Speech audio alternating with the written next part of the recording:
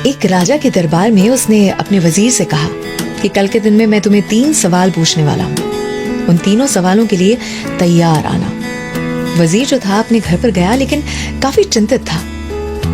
उसके छोटे से बेटे ने पूछा कि पिताजी वो क्या है जो आपको खाया जा रहा है? आपके चेहरे पर चिंता साफ नजर आ रही है। वजीर ने कहा पता नहीं क्यों मुझे चिंता हो रही है, लेकिन कल राजा जी मुझे दरबार में 3 सवाल पूछने वाले हैं। बेटे ने कहा अगर आपकी अनुमति हो तो मैं क्या आपके साथ चल सकता हूँ? आपकी जगह ये 3 सवालों के जवाब मैं दे दूंगा पिताजी। वजीर का बेटा भी उसी की तरह बहुत ही समझदार था, होशियार था। उसे तो मंजूर था, लेकिन उसने दरबार में पहुंचते ही राजा जी से कहा कि अगर आपकी अनुमति हो तो मेरी जगह पर इन सवालों के जवाब अगर मेरा बेटा दे पाए।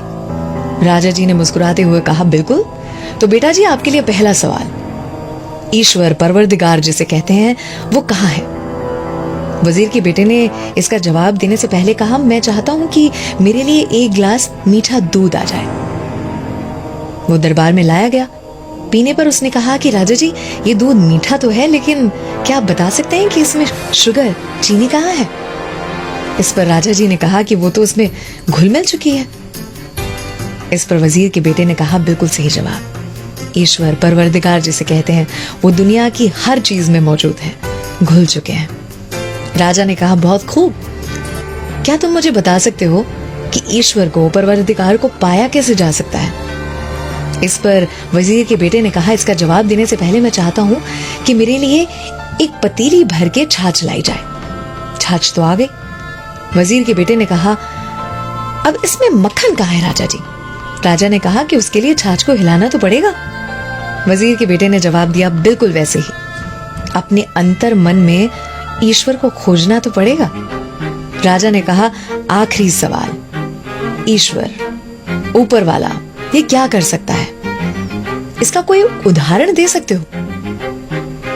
इस पर वजीर के बेटे ने 2 मिनट के लिए सोचा और फिर कहा इसका जवाब दूं उससे पहले आपको मुझे अपना गुरु मानना होगा। राजा ने फट से कहा माना तुम्हें गुरु? वजीर के बेटे ने कहा तो फिर जो गुरु होता है उसका चेले से स्थान हमेशा ऊपर होता है। राजा जी समझ गए।